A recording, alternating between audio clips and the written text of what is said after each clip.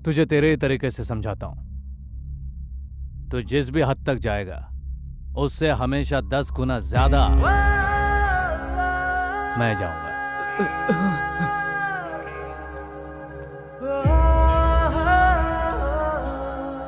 बुजुर्गों ने एक बात कही है, 2 निवाला खाने के लिए, 2 घूंट पानी पीने के लिए, खाट भर की जगह काफी है आराम से रहने के लिए।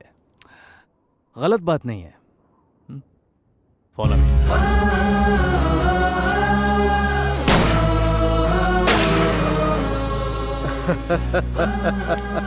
तुम्हारा कहना है कि सुख और संतोष पाने के लिए वेट करना पड़ता है। गुड, वेट करूंगा, फिर भी नहीं मिलेगा। जिंदगी के अंतिम पड़ाव तक नहीं मिलेगा। भार्गव,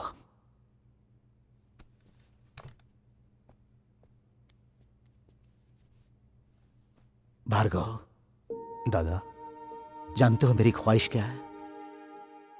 मेरे बेटी, दामाद, उनके बच्चे मेरे साथ यहां बैठकर खाना खाएं और उनकी हंसी से ये घर खिलखिला उठे। इसी तमन्ना को अपने दिल में बसाए 25 साल गुजर गए।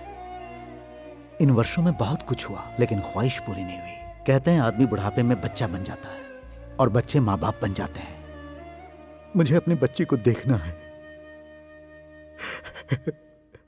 अब 3 महीने बाद ही मेरी उम्र 75 साल की हो जाएगी।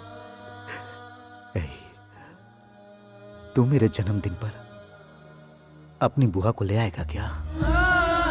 मेरी बच्ची को ले आएगा क्या? ये क्या कह रहे हैं आप?